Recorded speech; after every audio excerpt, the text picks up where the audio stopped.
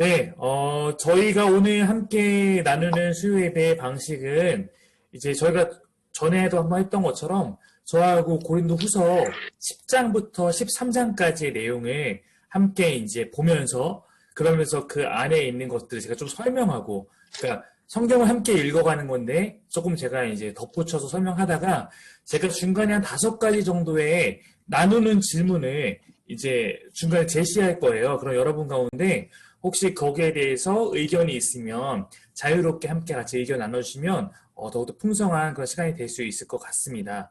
네, 그래서 저희가 지금 한번 시작해 보려고 하는데 제가 말씀에 있는 거는 드라마 바이블로 가급적 읽으려고 하는데요. 한번 하다가 혹시 문제가 생기면 지난번처럼 저에게 알려주시면 좋을 것 같습니다. 일단 제가 화면을 공유하도록 하겠습니다.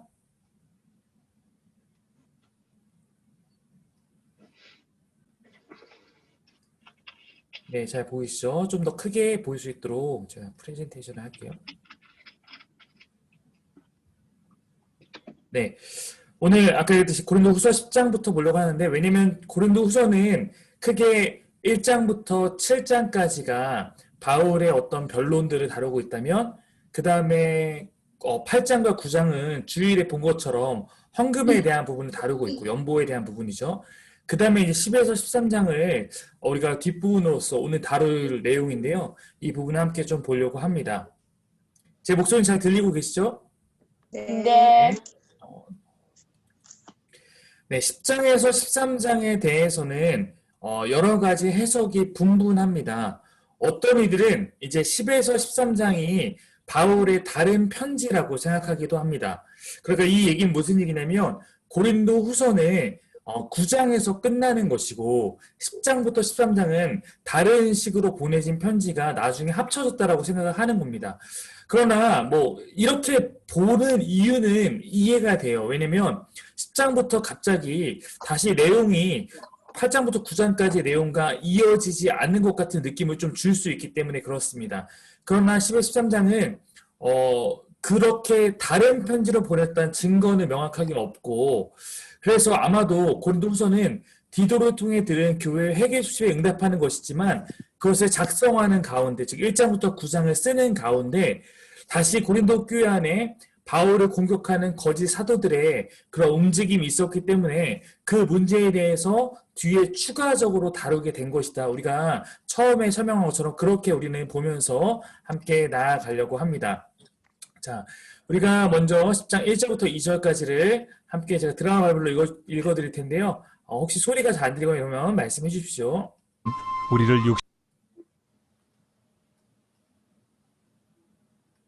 네, 틀겠습니다. 제10장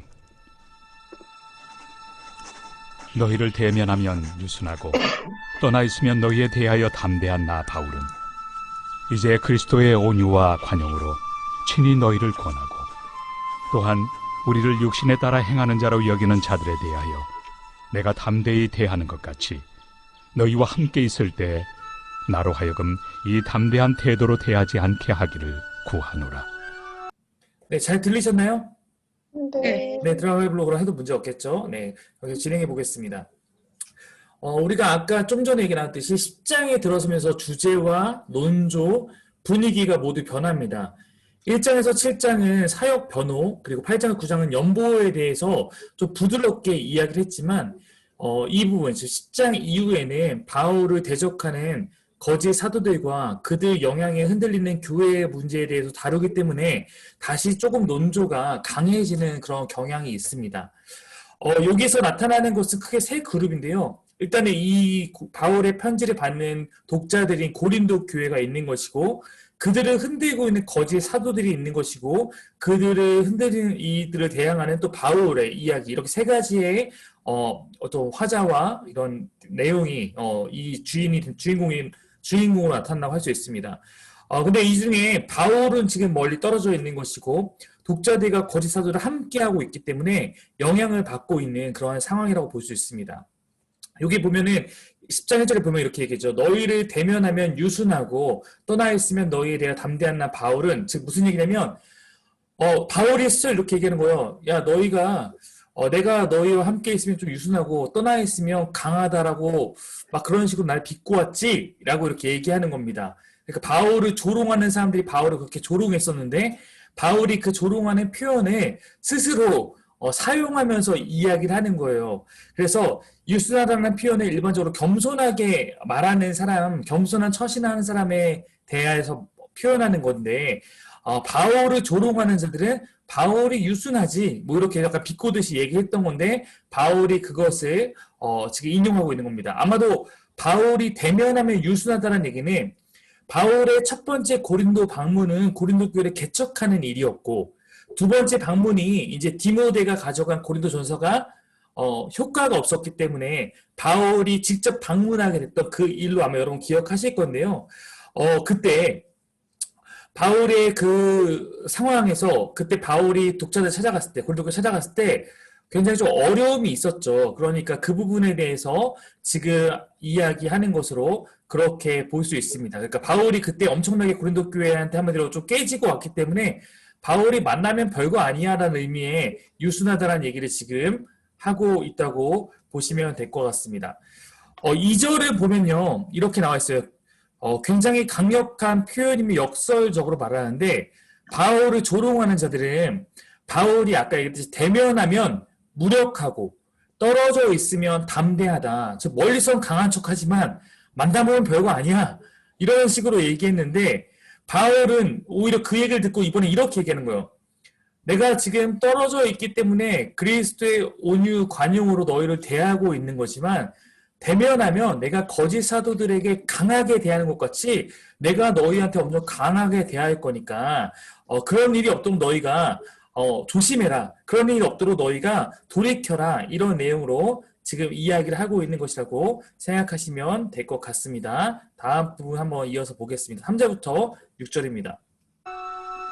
우리가 육신으로 행하나 육신에 따라 싸우지 아니하노니 우리의 싸우는 무기는 육신에 속한 것이 아니요 오직 어떤 견고한 진도 무너뜨리는 하나님의 능력이라. 모든 이론을 무너뜨리며 하나님 아는 것을 대적하여 높아진 것을 다 무너뜨리고 모든 생각을 사로잡아 그리스도에게 복종하게 하니 너희의 복종이 온전하게 될 때 모든 복종하지 않는 것을 벌하려고 준비하는 중에 있노라. 이 부분을 함께 같이 보겠습니다. 바울은 지금 거짓 사도들과 거짓 사도들의 영향에 빠져 있는 고린도 교회 성도들에게 편지 쓰고 있는 것인데 거짓 사도들과 대항하는 문제를 단순히 사람과 사람의 다툼이 아니라 이것은 영적 전쟁이다 이렇게 규정하고 있습니다. 하나님의 백성은 하나님의 능력을 무기 삼아 싸우는 자들이죠. 만약 독자들이 거짓 사도들의 영향력에서 돌아오면 거짓 사도들만 심판을 받게 될 것이지만 그렇지 않는다면 너희도 거짓 사도들과 함께 심판을 받게 될 수 있다라는 것에 대해서 지금 설명하고 있는 것입니다. 네. 다음 부분도 이어서 한번 보겠습니다. 7절부터 11절까지 보겠습니다. 너희는 외모만 보는도다. 만일 사람이 자기가 그리스도에게 속한 줄을 믿을진대 자기가 그리스도에게 속한 것 같이 우리도 그러한 줄을 자기 속으로 다시 생각할 것이라. 주께서 주신 권세는 너희를 무너뜨리려고 하신 것이 아니요 세우려고 하신 것이니 내가 이에 대하여 지나치게 자랑하여도 부끄럽지 아니하리라. 이는 내가 편지들로 너희를 놀라게 하려는 것 같이 생각하지 않게 함이라. 그들의 말이 그의 편지들은 무게가 있고 힘이 있으나 그가 몸으로 대할 때는 약하고 그 말도 시원하지 않다 하니 이런 사람은 우리가 떠나 있을 때 편지들로 말하는 것과 함께 있을 때 행하는 일이 같은 것임을 알지라. 네, 지금 이제 바울은 계속해서 바울을 대적하는 거짓 사도들이 바울에게 공격했던 내용들, 고린도 교회 교인들에게 바울은 이런 사람이라고 얘기했던 거에 대해서 지금 반박을 하고 있는 거예요. 근데 그들에게 얘기하면서 지금 바울이 이 부분에 보면 고린도 교회 교인들아 너희가 외모만 보는다 이렇게 지금 말하며 시작하고 있습니다. 즉 너희는 너무 외형적인 것을 갖고 그런 것에 너무 휩쓸린다 이런 얘기를 지금 하는 것이죠. 바울의 사도권에 대한 거짓 사도들의 공격에 대해서 바울은 강력하게 반박할 마음의 준비를 하였습니다. 이제부터 적극적으로 자신을 공격하는 그 일에 대해서 설명할 생각인데 12절부터 제시할 바울의 사도로서의 자랑, 자부심에 대한 것을 말하기에 앞서서 지금 이 부분을 먼저 이야기하고 있는 겁니다. 자신의 자랑이 내가 그저 편지로만 강하게 너희를 대하는 것, 허세 부리고 강한 척하는 것이 아니라는 것을 지금 바울이 밝히고 있는 것입니다. 그저 편지로만 강하다라고 말하는 대적자들의 논리. 바울은 아까 얘기했듯이 야, 편지에서는 강한 척하지만 만나보면 별거 아니야 라는 논리에 대해서 난 그렇게 하지 않을 거라고 이야기하고 있는 것입니다. 이 문제에 대해서 지금 거짓 사도들의 문제에 대해서만큼은 결코 편지로만 강하지 않을 것임을 말하고 있는 것입니다. 즉 내가 이 편지를 썼는데도 해결이 안 되고 이 편지로 너희에게 권면했는데도 너희가 듣지 않고 돌이키지 않으면 내가 그때는 정말로 강하게 대처할 것이라는 것을 암시하고 있는 그러한 부분입니다. 그래서 이러한 사람은 여기 11절 보면 이러한 사람은 우리가 떠나 있을 때 편지로 말한 것과 함께 있을 때 행하는 일이 같은 것. 즉 편지로 말할 때 내가 강한 것처럼 함께 있을 때에도 강한 사람이 될 거라는 것을 너희는 깨달아라. 이런 의미를 지금 말하고 있는 거예요. 다음 부분을 함께 보겠습니다. 12절부터 16절까지입니다. 우리는 자기를 칭찬하는 어떤 자와 더불어 감히 짝하며 비교할 수 없노라. 그러나 그들이 자기로서 자기를 헤아리고 자기로서 자기를 비교하니 지혜가 없도다. 그러나 우리는 분수 이상의 자랑을 하지 않고 오직 하나님이 우리에게 나눠주신 그 범위의 한계를 따라하노니 곧 너희에게까지 이른 것이라. 우리가 너희에게 미치지 못할 자로서 스스로 지나쳐 나아간 것이 아니요 그리스도의 복음으로 너희에게까지 이른 것이라. 우리는 남의 수고를 가지고 분수 이상의 자랑을 하는 것이 아니라 오직 너희 믿음이 자랄수록 우리의 규범을 따라 너희 가운데서 더욱 풍성하여지기를 바라노라. 이는 남의 규범으로 이루어 놓은 것으로 자랑하지 아니하고 너희 지역을 넘어 복음을 전하려 함이라. 네, 바울은 여기서 거짓 사도들과 참된 사도인 자신은 비교할 수 없다는 얘기를 지금 여기서 하고 있는 거예요. 그러면서 그는 자신과 거짓 사도들이 어떠한 차이가 있는지를 이제 설명하고 특별히 대조할 것입니다.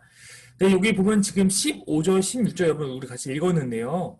여기 보면 규범이라는 단어가 있어요. 여기 내용을 보면 규범을 따라, 남의 규범으로. 근데 사실 규범이란 것은 굉장히 모호한 해석일 수 있습니다. 규범이라고 번역한 단어는 카논이라는 단어인데 이것은 영향력이 미치는 영역이라는 의미입니다. 그래서 규범이라고 하면 명확하지 않고 오히려 굉장히 헷갈리게 되고 세 번역에 나오는 것처럼 활동 범위를 의미하는 것, 즉 거짓 사도들과 참된 사도인 바울의 활동 범위, 영향력의 범위, 이것이 다름을 지금 바울이 비교하고 있는 것이라고 볼 수 있습니다. 제가 한번 세 번역을 보여드리면 이렇게 나와 있어요. 우리는 주제넘게 다른 사람들이 수고한 일을 가지고 자랑하려는 것이 아닙니다. 다만 바라는 것은 여러분의 믿음이 자람에 따라 우리의 활동 범위가 여러분 가운데서 더 넓게 확장되는 것입니다. 우리는 여러분의 지역을 넘어서 복음을 전하려는 것이요 남들이 자기네 지역에서 이미 이루어 놓은 일을 가지고 자랑하려는 것이 아닙니다. 이렇게 보면 좀 더 명확하죠. 바울은 복음이 확장되는 것에 사용되고 있음을 말하고 있고 지금 바울의 그 복음이 전한 지역에 거짓 사도들이 침투해서 거기서 무언가 영향을 미치려는 것에 대해서 경계하는 그러한 지금 말을 하고 있는 것입니다. 바울이 지적하는 거짓 사도들의 문제는 하나님이 허락하시지 않은 영역에 들어와서 영향력을 미치려고 하고 스스로 그 안에서 자랑하는 것에 대해서 바울이 문제 삼고 있는 것입니다. 바로 그것이 고린도 교회라는 거예요. 바울이 복음으로 세우고 바울이 복음으로 수고하여 양육한 고린도 교회에 거짓 사도들이 들어와서 악한 영향력을 끼치는 것에 대해서 지금 지적하고 있는 것입니다. 여러분 신천지가 기존 교회에 들어가잖아요. 그렇죠? 아시죠? 기존 교회에 들어가면 그들은 산옮기기라는 것을 합니다. 즉 처음에 한두 명이 들어갔을 때는 그냥 그곳에 있는 몇 명을 빼내서 자기네 이제 영역으로 끌고 가려고 하지만 이제 그 교회의 자신들의, 흔히 말해서 교회의 신천지, 거짓 신자들이 많아지면 이제 어느 정도 영향을 끼칠 수 있으면 그다음 뭐냐면 교회 자체를 신천지로 다 바꿔버리는 일을 하는데 그것을 신천지 표현으로 산 옮기기라고 하는 거예요. 이 산을 아예 자기네 걸로 옮겨버리겠다는 것이죠. 그러니까 지금 거짓 사도들이 마치 신천지 산 옮기기처럼 고린도 교회는 바울이 복음으로 세운 교회인데 그 교회에 들어와서 아예 이 교회를 거짓된 복음으로 집어삼키려 하고 있다라는 것에 대해서 바울이 지적하고 있는 것입니다. 17절, 18절 두 절만 더 보겠습니다. 자랑하는 자는 주 안에서 자랑할지니라. 옳다 인정함을 받는 자는 자기를 칭찬하는 자가 아니요 오직 주께서 칭찬하시는 자니라. 자랑은 주 안에서 해야 한다는 것은 하나님 앞에서 옳다고 인정받는 것이 진짜라고 말하는 표현인 것이고, 거짓 사도들 같은 엉터리 사역자들도 문제지만 사실은 바울은 여기서 너희가 왜 이것을 자꾸 제대로 분별하지 못하느냐, 너희가 무지하다라는 것도 계속해서 이 부분에서 함께 지적하고 있습니다. 그러면 지금 우리 갑자기 거짓 사도들 이야기 꺼내니까 오늘 지금 여러분 함께 이렇게 보고 있지만, 거짓 사도들이 도대체 누구지? 라고 생각할 수 있겠지만, 일단 바울이 제가 주일에 설교했을 때 바울이 늘 사도권 논쟁이 있었다고 말씀드렸죠. 바울에게 사도가 아니다 라고 얘기하면서 거짓 사도는 뭐냐면, 우리가 사도야. 그들은 자신이 사도라고 얘기하는 거고, 자신이 사도라고 이야기하는 그들의 근거는 뭐냐면 추천서였던 거죠. 그렇죠? 우린 추천장 있어. 우린 추천장 있어. 라고 얘기하는 것이고 이런 거예요. 그러니까 지금 거짓 사도의 존재는 일단 그들은 유대인 신자들입니다. 유대인 신자, 기독교 초창기 멤버들은 이방인이 아니면 대부분 유대인 신자였을 것이기 때문에 이건 특별한 것이 아닐 수 있겠지만, 예루살렘 혹은 그 교회에 관련된 사람들이 추천서를 갖고 다니는 그러한 사람이었을 거예요. 인간적 조건을 갖춘 자들입니다. 자신의 권위를 내세우고 바울의 권위는 폄하하는데, 즉 고린도 교회에 가서 여기 바울이 이 고린도 교회에 세웠다는 거 우리가 알고 왔는데 사실 바울 굉장히 문제 있는 사람입니다. 여러분 지금 바울은 잘못 배운 거예요. 우리가 진짜 그 예루살렘에서 인정한 사도니까 이제 우리의 가르침과 권면을 받아야 되고 더 이상 바울 따르지 마세요. 이런 식으로 한마디로 지금 와서 하고 있는 자들이 거짓 사도들인 거예요. 이해하실 겁니다. 이 정도면 어떤 사람, 어떤 무리들인지. 근데 당시에 이 고린도라는 지역에는, 제가 계속 고린도 지역을 함께 설명하는 것은 고린도라는 지역이 갖고 있는 그들의 문화와 분위기 때문에 고린도 교회가 이러한 것에서 쉽게 휩쓸렸다는 거예요. 당시 고린도는 그때 철학자들이 많이 있었고 이들이 함께 학파를 이렇게 이루고 있었는데, 새로운 학파가 어떤 도시에 뿌리를 내리며 이제 기존에 있는 학파에서 이 학파는 잘못 가르쳤다 이렇게 비판하는 이런 논쟁을 벌이는 이런 것이 매우 흔했습니다. 교인들도 고린도 교인들도 이러한 경쟁을 당연시 여겼어요. 그러니까 바울이 가르쳤고 바울이 세웠지만 제 거짓 사도들이 와서 바울을 공격하고 바울이 잘못했다고 얘기하고 이런 거에 대해서 의심하는 것보다는 그런 거를 굉장히 좀 자연스럽게 받아들였다는 것입니다. 이거 우리로 대하면, 예를 들어 신천지가 지금 저희 사기명의 교회에 침투해서 강종규 목사 이상한 사람이야. 그거 따르면 안 돼. 우리가 진짜 성경을 잘 가르치는 사람이야. 라고 하는 거에 대해서 보통이라면 좀 그래도 저에 대해서 좀 더 믿는 마음이 갖는 것이 기본일 텐데, 이 고린도라는 지역은 그냥 자신의 논리대로 봤을 때 이게 더 그럴싸하면은 휙 휩쓸리는 이런 경향이 있었다는 것입니다.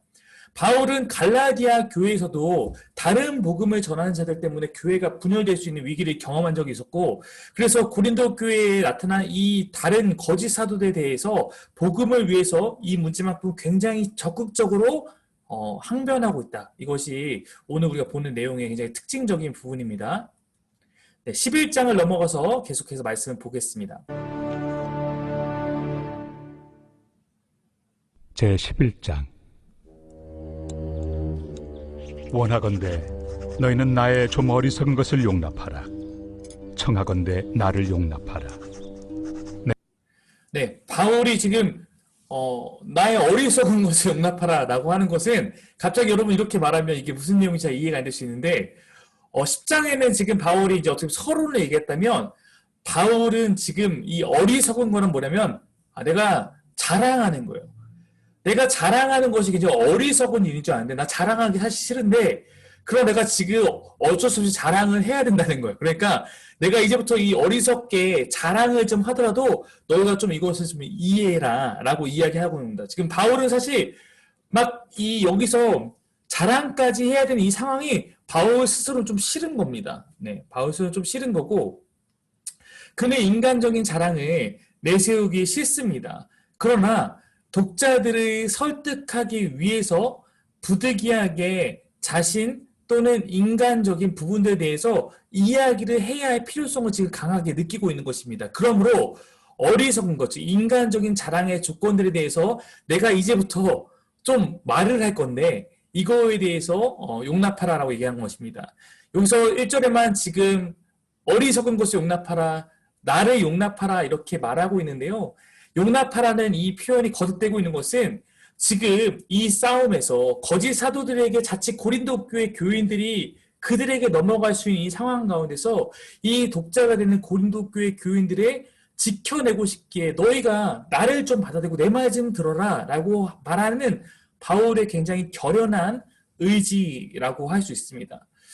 여러분 만약에 지금 우리 사기의 교회 여기 들어와 있는 우리 사랑하는 오늘 18명 네, 지난주 돌파했습니다. 네, 18명의 우리 성도님들 가운데 누가 갑자기 신천지에 갔어요. 그래서 막 갑자기 가서 목사님 저는 지금까지 목사님이 가르친 것이 맞는 줄 알았는데 알고 보니까 목사님보다 더 생명의 진리가 여기에 있습니다 라고 하면서 막 누군가 얘기를 하는 겁니다. 제가 막 얘기할 때 얘기가 안 되면 막 그렇게 얘기하지 않겠습니까? 야, 너 그래도 너 진짜 내 말이 진짜야. 너 좀 내 얘기 좀 잘 들어. 야, 우리가 지금 함께한 시간도 있고 이렇게라도 하지 않겠습니까? 지금 바울이 그만한 마음으로 나아가고 있다. 이렇게 생각하시면 될 것 같습니다. 다음 부분을 보겠습니다. 내가 하나님의 열심으로 너희를 위하여 열심을 내노니 내가 너희를 정결한 처녀로 한 남편인 그리스도께 드리려고 중매함이로다. 그러나 나는 뱀이 그 관계로 하와를 미혹한 것 같이 너희 마음이 그리스도를 향하는 진실함과 깨끗함에서 떠나 부패할까 두려워하노라. 네, 바울이 다시 한번 자랑을 할 것처럼 하다가 잠깐 머뭇거리고 자랑에 앞서 왜 내가 또 그 일을 해야 되는지 다시 한번 부연 설명합니다. 내가 이렇게라도 자랑을 하려고 하는 이유는 독자들, 너희들과 하나님과의 그 언약 관계를 지키고 싶기 때문이다라고 말하고 있는 거예요. 바울은 자신의 사역을 마치 순결한 처녀를 메시아에게 드리듯, 즉 독자를 고린도 교회 교인들의 남편 되는 그 메시아에게 내가 이렇게 연결시켜준 난 중매쟁이와 같은 사람인데 그것이 유지되게 하기 위해서 내가 지금 이렇게까지 하는 거야 라고 얘기하면서 지금 너희는 거짓 사도들에게 미혹을 받고 있는데 이것은 마치 하하가 그 선악과 사건에서 미혹을 받은 것처럼 지금 너희는 그런 상태니까 지금 이 상황에서 잘 판단해야 돼 라는 얘기를 지금 다시 한번 거듭 강조하고 있는 그런 부분입니다. 한번 같이 그 다음 읽어볼게요. 만일 누가 가서 우리가 전파하지 아니한 다른 예수를 전파하거나 혹은 너희가 받지 아니한 다른 영을 받게 하거나 혹은 너희가 받지 아니한 다른 복음을 받게 할 때에는 너희가 잘 용납하는구나. 네, 바울이 제 느낌에는 어지간히 이 자랑해야 하는 게 내가 자랑할 거야 말하면서 또 스스로 이 자랑하는 거에 대해서 어색하고 내키지 않았던 것 같습니다. 그러나 이 자랑할 수밖에 없는 이유는 교회가 잘 판단하고 잘 분별하도록 하기 위함이기 때문에 계속해서 지금 뜸을 좀 들이면서 그런 얘기를 하고 있는 거예요. 내가 이런 얘기까지는 정말 안 하고 싶은데 이런 느낌으로 지금 바울이 계속 이렇게 이야기하고 있는 것입니다. 바울이 봤을 때는 정말 말도 안 되는 주장을 거짓 사도들이 하고 있는데 그들의 그 주장에 교인들이 막 빠져들고 있는 이 상황이 너무 답답한 거예요. 그래서 이제 거짓 사도들에 맞서 내 얘기를 하려고 하면서 먼저 한번 푸념하듯이 너희가 어떻게 이런 거에는 이렇게 잘 용납하고 거짓 사도들이 말하는 거 이렇게 잘 빠져들 수 있냐 이렇게 하면서 한번 다시 얘기를 하고 있는 것이죠. 그 다음 부분 보겠습니다. 나는 지극히 크다는 사도들보다 부족한 것이 조금도 없는 줄로 생각하노라. 내가 비록 말에는 부족하나 지식에는 그렇지 아니하니 이것을 우리가 모든 사람 가운데서 모든 일로 너희에게 나타내었노라. 네, 지금 말에는 바울이 뭐라고 하냐면 내가 비록 말에는 부족하나라고 이야기하고 있습니다. 여러분은 이제 바울 사도의 이런 가르침을 보면 바울이 어떻게 말에 부족한 사람이지 이렇게 말을 잘하는데 라는 생각을 우리는 하잖아요. 근데 여기서 이제 말하는 바울이 말이 부족하다는 것은 말을 논리적으로 하고 안 하고의 문제가 아니라 당시에 유행하는 그런 웅변술, 왜냐면 당시에는 광장에서 이렇게 웅변하는 이런 철학자들의 그런 웅변술, 수사학 이런 것들이 많았으니까. 근데 사실 바울도 굉장히 고린도전서나 후서를 볼 때도 수사학적인 표현을 많이 사용하고 있거든요. 그럼에도 불구하고 어쨌든 내가 그래 누군가 나에게 말이 부족하다고 하는데 내가 말 제주꾼은 아닐 수도 있어 라고 말하는 거예요. 난 유창한 화법을 구사하는 사람은 아닐 수도 있어. 그러나 지식에는 난 그렇지 않다. 난 지식에는 전혀 부족하지 않다라고 말하는 거예요. 이 지식은 어떤 지식이냐면 당연히 세상의 지식이 아니라 복음을 아는 하나님을 아는 지식을 말하는 겁니다. 즉 여러분 말을 잘한다는 것은 전달하는 방법에 불과한 거잖아요. 여러분 제가 하나님을 아는 지식, 성경을 아는 지식은 정말 몰라요. 그래서 내가 뭘 전해야 되는지 몰라. 근데 말은 정말 엄청나게 막 잘해갖고 막 빠져들게 해요. 사실 말 잘하는 거는 갖추면 좋겠지만 중요한 것은 아닐 수도 있는 것이죠. 왜냐면 우리가 더 복음의 핵심 진리가 훨씬 더 중요한 거니까. 말재주는 전달하는 방법에 불구하고 지식은 복음의 진리를 이해하는 능력이니까 바울은 그래 내가 방법의 부족함까지는 인정할 수 있지만 그러나 내가 갖고 있는 너에게 전하는 이 복음의 진리만큼은 정말로 나는 하나님의 진리를 바르게 전한 것이다 라고 말을 하고 있는 것입니다. 그러면 고린도전서 2장을 보면 이미 바울이 이와 비슷한 얘기를 갖고 자기의 얘기를 변호했던 적이 있습니다. 그럼에도 똑같은 내용으로 다시 변호를 해야 할 만큼 고린도 교회 교인들이 거짓 사도들에 휩쓸려 있고 세상의 평가 방식과 기준에 빠져 있다라는 것을 느낄 수 있습니다. 그 다음 부분을 보겠습니다. 7절부터 12절까지 볼게요. 내가 너희를 높이려고 나를 낮추어 하나님의 복음을 값없이 너희에게 전함으로 죄를 지었느냐. 내가 너희를 섬기기 위하여 다른 여러 교회에서 비용을 받은 것은 탈취한 것이다. 또 내가 너희와 함께 있을 때 비용이 부족하였으되 아무에게도 누를 끼치지 아니하였음은 마게도냐에서 온 형제들이 나의 부족한 것을 보충하였습니다. 내가 모든 일에 너희에게 폐를 끼치지 않기 위하여 스스로 조심하였고 또 조심하리라. 그리스도의 진리가 내 속에 있으니 아가야 지방에서 나의 이 자랑이 막히지 아니하리라. 어떠한 까닭이냐? 내가 너희를 사랑하지 아니함이냐? 하나님이 아시느니라. 나는 내가 해온 그대로 앞으로도 하리니 기회를 찾는 자들이 그 자랑하는 일로 우리와 같이 인정받으려는 그 기회를 끊으려 함이라. 네, 거짓 사도들은 바울이 표현할 맛이로는 겸손함, 특별히 보수, 사례비를 받지 않고 섬기는 것에 대해서 그것은 무능하다라고 여기거나 혹은 바울이 겉으로만 사례비를 안 받는다고 말하지 사실은 자신의 주머니를 채우고 있다라고 비판을 했었습니다. 바울은 자신이 천막 짓는 일에 병행하고 있지만 사실은 그것만으로 바울이 사역을 하기에는 부족했어요.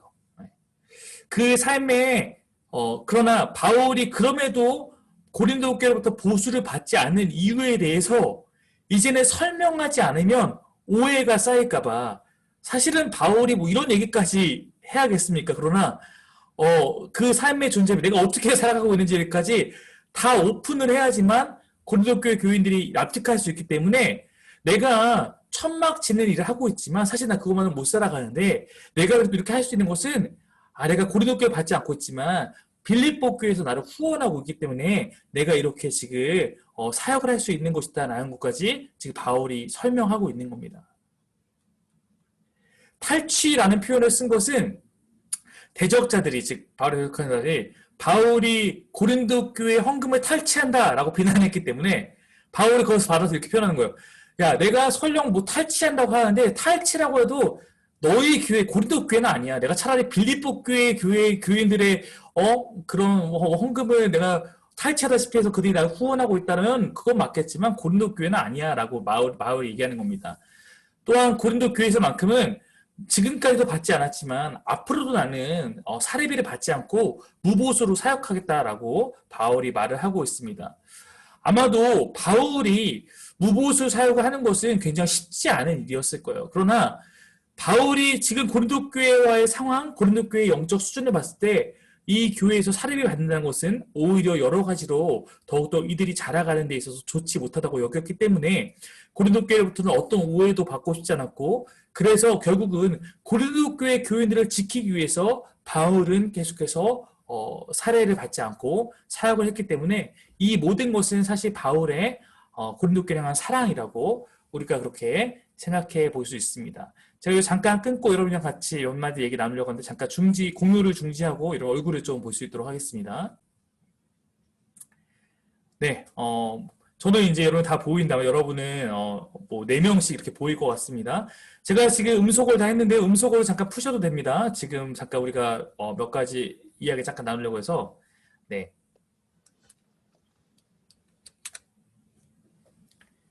네. 네, 반갑습니다. 네. 지금 우리가 좀 나눠보려는 얘기는 뭐냐면요.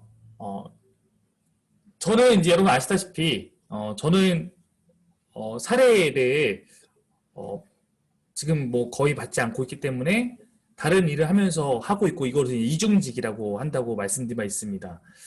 혹시 사김의 교회에 오기 전에 이러한 이중직을 하고 있는 뭐 목회자, 특별히 담임 목회자를 경험한 적이 있는지가 좀 궁금하고, 그리고 사김에게 온다고 했을 때, 사김에게 관심을 갖고 여러분이 이제 했을 때, 담임 목사님이 일을 하고 있어 라는 것이 혹시 여러분에게 좀 걸림돌이 되거나, 좀 의문이 들거나, 이런 것이 없었는지가 좀 궁금해서 일단 그것을 한번 좀 나눠보려고 하거든요. 네. 혹시 이 부분에 대해서 의견을, 여러분이 갖고 있는 의견을 좀 나눠주실 분 있으면 함께 동참해 주시면 감사하겠습니다.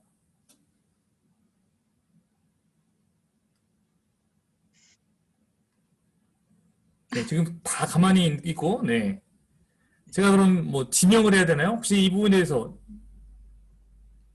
손을 들면 제가 이렇게 발언권을 드리도록 하겠습니다. 네.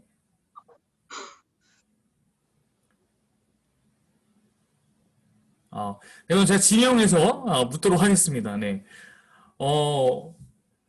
네. 정은 집사님. 네. 네네. 네. 네. 할렐루야. 네. 혹시 사김의 교회에 관심이 갖게 됐을 때, 담임 목회자가, 일을 하면서 목회한다는 거에 대해서 어떠셨어요? 아, 우선은 처음이었고요. 네, 네, 처음이었고, 그냥 거부감 같은 건 없었는데, 네. 왠지 목사님이 짠해 보였고. 짠해 보였다고요? 네. 근데 제가 이제 교인이 되고 난 후에는 조금, 왠지 모를 죄송한 그런 마음도 있고, 네. 네, 아, 네, 그랬던 것 같아요. 혹시 이제 그럼 네, 전 선생님 마음을 잘 알겠고요. 네, 감사합니다. 혹시 여기 다른 분들 가운데 혹시 이 부분에 대해서 나는 좀 이렇게 불편함이 있었다. 혹은 좀 이상하게 여겼다라고 하는 분 혹시 있습니까? 네, 여기 있는 분들은 이상하게 여기지 않았으니까 저희 교회 등록을 했겠죠? 네. 혹시 이은영 지사님은 어떻습니까? 저요? 네, 저도 처음이고요. 네, 그냥 그런 목사님을 만난 적이 한 번도 없기 때문에 예전에 그냥 듣기로는, 그러니까 그런 분들을 한 번도 본 적이 없으니까 그게 가능할까? 그런 생각도 했고요. 혹시나 이렇게 그 물질을 어떻게 얘기해야 되지? 네. 그 물질을 어떻게 보면 버는 것 때문에 이렇게 사역이나 이런 거에 소홀해지는 그런 것들을 우려해서 이렇게 기존의 그런 직업을 갖지 않은, 이중직을 갖지 않는 그런 목사님의 설교를 많이 들어서 그런지 그런 생각도 잠깐은 했었어요. 네. 그럴 수 네, 있죠. 좀 네. 예, 소홀해지진 않을까? 이렇게 뭐, 좀 더 열정을 더 딴 쪽으로, 이렇게 좀, 하는 건 아닐까? 그런 생각도 잠깐은 해봤던 거는 사실입니다. 네네, 감사합니다. 네, 좋은 의견. 네, 감사합니다. 왜냐면 저는, 독서실에서 만난 이제 그런 아이들과 제가 목사랑 밝히고 이야기 나눌 때, 그들이 저한테 되게 의아하고 의구심을 품으며 얘기를 걸었던 적이 있거든요. 와, 왜 목사님이 여기서 일하고 계세요? 이렇게 했던 적이 있기 때문에 아무래도 이게 보편적인 상황은 아니니까 그래서 그런 것에 좀 한번 물어보고 싶었고 두 번째 질문이 하나 더 있습니다. 네, 이중직을 뭐 할 수 없거나 혹은 나는 이중직 난 안 해라고 해서 개척교회 목사님 중에서도 뭐 일하는 것은 절대적으로 거부하고 기도로 난 하나님의 도우심만을 바라보겠다. 나는 일하진 않겠다. 난 무조건 기도하며 하나님 주신 거 살겠다라고 하는 경우도 있을 수 있고 또한 아실지 모르겠지만 국내에 있는 뭐 선교단체 제가 대표적으로 경험했던 예수전도단이나 뭐 그 외 여러 선교단체의 간사들은 다 대부분 무보수입니다. 근데 그들이 무보수인데 매일 거기서 사역을 해요. 그렇기 때문에 그들은 일을 할 수도 없기 때문에 어떻게 살아가냐면 후원으로 살아갑니다. 전액 후원으로 다른 사람의 재정을 받아서 혹시 그러한 삶에 대해서 여러분이 어떤 마음을 갖고 있는지가 좀 궁금합니다. 그러니까 반대로 이번에 아까 일하는 목회자를 물어봤다면 일하지 않으면 좀 어려울 것 같은데 끝내 일하지 않고 혹은 남들의 후원으로만 받고 살아가는 그런 상황들에 대해서는 혹시 어떻게 생각을 하는지.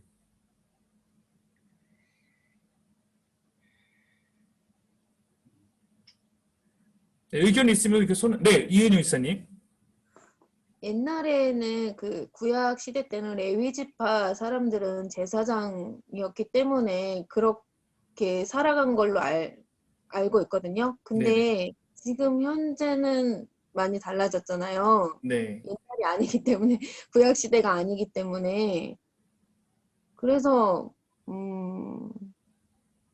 좋다고 생각하는데요. 그게 뭐 기도로만 이렇게 사는 삶이든 또 일을 하면서 그렇게 채워가는 삶이든 이렇게 한 가지로만 이렇게 어느 한 가지가 뭐 나쁘고 좋다고는 판단할 수 없을 수도 있겠다라는 생각이 들어요. 네. 기도하고 뭐 믿음과 행위가 같이 가듯이 그 두 가지가 이렇게 같이 가야 되는 거 아닌가라는 생각도 들고 어느 상황에 있든지 간에 하나님을 의지하고 사는 게 맞다는 생각 네. 간단하게 해봤습니다. 네. 이렇게 질문해보면 좋을 것 같아요. 만약 여러분이, 그 자녀나 혹은 여러분의 동생이, 나 선교단체 간사를 할래. 선교단체 간사를 할래. 그래서 이제 봤더니, 거기서 풀타임으로 사역을 하는데 대신 선교단체로부터는 아무것도 지원을 받지 못하기 때문에 주변에서, 이제 후원자를 모집해서 이렇게 후원을 받으면서 그 삶을 살아가겠다라고 하면 여러분은 거기에 대해서 어떻게 좀 이야기를 할 수 있을까? 어떻게 얘기하고 싶은가를 좀 묻고 싶었던 거고요. 혹시 그런 관점에서 얘기해 줄 수 있는 분이 있으신가요?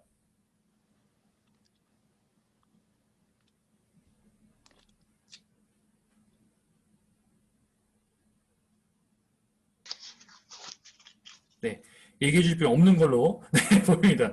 네, 제가 이거 왜 물었냐면 저도 모든 사람이 일하면서 목회해야 된다고 생각하지는 않고요. 제가 하고 있는 방법만이 옳다고 생각하지도 않습니다. 네, 그리고 어쩌면 기도하면서 하나님의 도우심을 구하며 살겠다라는 그러한 목회자들도 마찬가지로 응원하고 제 주변에 굉장히 많습니다. 그런 분들도. 저와 같이 음식 개척했지만 저처럼 일하는 사람이 반 정도 되면 반 정도는 일을 하지 않고 그러나 그냥 하나님의 도우심으로 그때그때 주시는 그런 기적적인 것들을 통해서 살아가고 목회하시는 분들도 있고, 더 나아가서 제가 알고 있는 사람들 가운데서는 선교단체에서 사례비를 받지 않고 살아가면서 이렇게 하고 있는, 후원으로 살아가고 있는 그런 사람들도 있는데, 저는 개인적으로는 선교단체나 이런 곳에나 마찬가지로 저 목회자 이런 곳은 가장 베스트는 목회자라면 교단, 선교단체라면 그 선교단체에서 어느 정도의 최소한의 생활을 위한 것들을 지원해 주시는 시스템이 되면 제일 베스트라고 생각을 하고, 좀 큰 규모의 교단이나 이런 데는 가끔 그런 것들이 존재하기도 합니다. 그러나 저희 교단에는 이제 작기 때문에 그런 것도 없고, 웬만한 선교단체는 다 안 돼 있다고 생각하는데, 그래서 좀 선교단체에서 살아가는 사람들의 그런 간사님들의 삶을 보면 개인적으로 그런 것들이 좀 걱정되기도 하고, 이런 부분들이 솔직하게 제 안에도 있는 것이 사실이에요. 그래서 저랑 굉장히 친한 형님이 지금 어떤 선교단체 간사로 이제 사역을 하고 있는데, 어떻게 보면 목회자이지만 저는 일을 하고 있으니까 저보다 그 형님의 삶이 더 불안한 거예요. 더 불안하고 하루하루를 더 예측할 수 없고, 그래서 오히려 차라리 신학을 공부해서 계속 평생 일을 할 거면 선교단체 하면서 주말에는 파트 사역이라도 해보지 그래 라고 권면할 정도로, 좀 지금 한국에 있는 특별히 선교단체에 속해 있는 사람들의 삶, 선교사님의 삶은 더 위태한 부분이 사실인 것 같습니다. 그래서 제가 이 얘기 꺼내는 거는 어떤 하나만 옳다라고 여기지 마시고, 또 사기의 교회에 있으니까 무슨 다른 모든 사람들이 일해야 된다라는 생각만 가는 것도 아니고, 또 제가 하는 말도 조금 이해해 주시고, 우리가 모든 것을 열어놓되 다만 혹시 내 주변에 특별히 간사로 살고 있거나 선교사님으로 살고 있거나 일하지 않는 목회자로 살고 있는 사람들을 보면 그들을 향해서 혹시 내가 나눌 수 있는 것이 있을까 하고 그런 식으로 반응해 주시면 더 성숙한 교인이 되는 것이 아닌가 라는 생각을 좀 나누고 싶어서 이 얘기 잠깐 나눠봤습니다. 다음, 네. 화면을 다시 공유해서 그 다음 부분 함께 보도록 하겠습니다. 네, 13절부터 보겠습니다. 그런 사람들은 거짓 사도요 속이는 일꾼이니 자기를 그리스도의 사도로 가장하는 자들이니라. 이것은 이상한 일이 아니니라. 사탄도 자기를 광명의 천사로 가장하나니, 그러므로 사탄의 일꾼들도 자기를 의의 일꾼으로 가장하는 것이 또한 대단한 일이 아니니라. 그들의 마지막은 그 행위대로 되리라. 네, 대적자들, 즉 거짓 사도들도 자신들이 그리스도의 사도라고 그렇게 위장했다는 거예요. 여러분, 이단이란 것은 끝이 다른 것입니다. 즉 이단은 거의 그 끝에 이르기 전까지는 비슷비슷해 보이지만 마지막 결국 종말의 끝 부분이 즉 다르다라는 것을 이제 이단이라고 말을 하고 있는 거고, 사이비는 같은 듯 보이지만 아니다, 이런 뜻이거든요. 즉 거짓 사도라고 해서 완전하게 구별되는 것이 아니라 그들도 성경을 사용하고 그들도 하나님에 대해서 이야기하고 그런 것처럼 마찬가지로 고린도교에 있는 거짓 사도도 그런 것 같아요. 그래서 바울이 말한 것은 사탄도 자신의 빛의 천사라고 말한다라는 것이니까 너희가 그런 거 속지 말라고 말하는 것이고, 즉 복음을 말한다고 다 올바른 사역자는 아니다. 복음을 자신의 이익을 위한 수단으로 삼는 사꾼도 얼마든지 많기 때문에 그런 것에 대해서 우리가 분별함이 필요하다는 얘기를 하고 있는 거예요. 다음 부분 보겠습니다. 내가 다시 말하노니 누구든지 나를 어리석은 자로 여기지 말라. 만일 그러하더라도 내가 조금 자랑할 수 있도록 어리석은 자로 받으라. 내가 말하는 것은 주를 따라 하는 말이 아니오 오직 어리석은 자와 같이 기탄 없이 자랑하노라. 여러 사람이 육신을 따라 자랑하니 나도 자랑하겠노라. 너희는 지혜로운 자로서 어리석은 자들을 기쁘게 용납하는구나. 누가 너희를 종으로 삼거나 잡아먹거나 빼앗거나 스스로 높이거나 뺨을 칠지라도 너희가 용납하는도다. 나는 우리가 약한 것 같이 욕되게 말하노라. 그러나 누가 무슨 일에 담대하면 어리석은 말이나마 나도 담대하리라. 네, 바울은 다시 한번 내가 자랑하는 것에 대해서 또 한 번 양해를 구하고 있어요. 즉 이 자랑함이 원래 바울의 성향에 얼마나 맞지 않는 일인지를 좀 느끼게 해주는 것이죠. 그러나 이번만큼은 내가 너희를 획득하기 위해서 할 것이다 라고 또 얘기하는 것이고요. 고린도 교인들에게 바울의 겸손, 즉 사례를 받지 않고 이런 것은 무능으로 비춰지고 있었습니다. 반면 거짓 사도들의 자랑하는 것에 대해서 그들은 그들이 더 잘난 것처럼, 그들이 더 옳은 것처럼 반응했습니다. 그러므로 자랑하는 것이 꼭 좋은 방법은 아닐지라도 내가 이 방법을 통해서라도 고린도 교회가 거짓 사도들의 위협에 빠지는 것부터 구해내고자 하는 바울의 의지가 지금 담겨 있는 부분이에요. 그 다음 한번 같이 더 보겠습니다. 네, 바울이 진짜 자랑할 겁니다. 자랑을 직접 이제 다룰 건데요. 바울의 자랑 부분 한번 같이 보겠습니다. 그들이 히브리인이냐? 나도 그러하며. 그들이 이스라엘인이냐? 나도 그러하며. 그들이 아브라함의 후손이냐? 나도 그러하며. 네, 아까 했던 대적자들은 유대인들로서 그 자랑을 우리 유대인이야, 우리 히브리인이고, 우리 하나님이 구약에 택하신 이스라엘 백성이고, 아브라함의 자손이고, 뭐 이런 얘기를 했던 것 같습니다. 그러니까 바울이 그 고린도 교회 지역에는 비유대인들도 많이 있었으니까, 나도 유대인이다. 그들이 말한 것과 같은 조건은 나에게도 다 있다. 근데 여러분 빌립보서에서는 특별히 바울이 나는 베냐민 지파이고 나는 바리새인 중에 바리새인이라고 이렇게 얘기하는 장면까지 있는데 여기서는 없어요. 그러니까 여기서는 그냥 담백하게 나도 그들과 같은 것은 다 갖고 있어라고 일단 시작을 하는 것입니다. 그 다음 그들이 그리스도의 일꾼이냐? 정신없는 말을 하거니와 나는 더욱 그러하도다. 내가 수고를 넘치도록 하고 옥에 갇히기도 더 많이 하고 매도 수없이 맞고 여러 번 죽을 뻔하였으니 유대인들에게 40에서 하나 감한매를 5번 맞았으며 3번 태장으로 맞고 1번 돌로 맞고 3번 파선하고 일주야를 깊은 바다에서 지냈으며 여러 번 여행하면서 강의 위험과 강도의 위험과 동족의 위험과 이방인의 위험과 신의 위험과 광야의 위험과 바다의 위험과 거짓 형제 중의 위험을 당하고 또 수고하며 애쓰고 여러 번 자지 못하고 줄이며 목마르고 여러 번 굶고 춥고 헐벗었노라. 이외의 일은 고사하고 아직도 날마다 내 속에 눌리는 일이 있으니 곧 모든 교회를 위하여 염려하는 것이다. 누가 약하면 내가 약하지 아니하며 누가 실족하게 되면 내가 애타지 아니하더냐. 네, 굉장히 이 드라마 바이블이 이런 부분이 굉장히 좋은 것 같습니다. 바울의 이 마음을 막 드러내고 있는데요. 네, 대적자들도 스스로를 메시아의 일꾼이라고 자랑한 것으로 보이죠. 바울을 황당해하면서 야, 그들보다 내가 더 하나님 안에 합한 사역자라고 이렇게 좀 얘기하고 있습니다. 아까 했듯이 바울이 자랑하고 있기 때문에 그런 거예요. 그런데 자랑하는 내용은 잘 보시면 고생하는 내용뿐입니다. 바울의 자랑에는 사역에 대한 성공담이 없어요. 자신이 사역한 교회가 뭐 문제없이 승승장구하고 있다고 말하는 것이 아니라 내가 사역한 곳들도 약하고 어려움이 여전히 있고 그 안에 실족해서 넘어지는 자들도 있고 이렇게 말을 하고 있습니다.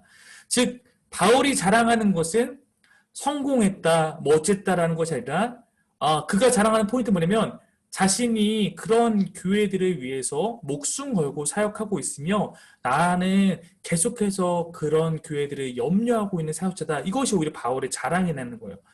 바울의 자랑의 포인트가 좀 다르다는 것을 주목할 필요가 있습니다. 그 다음 부분도 보시죠. 내가 부득불 자랑할진대 내가 약한 것을 자랑하리라. 주 예수의 아버지 영원히 찬송할 하나님이 내가 거짓말 아니하는 것을 아시느니라.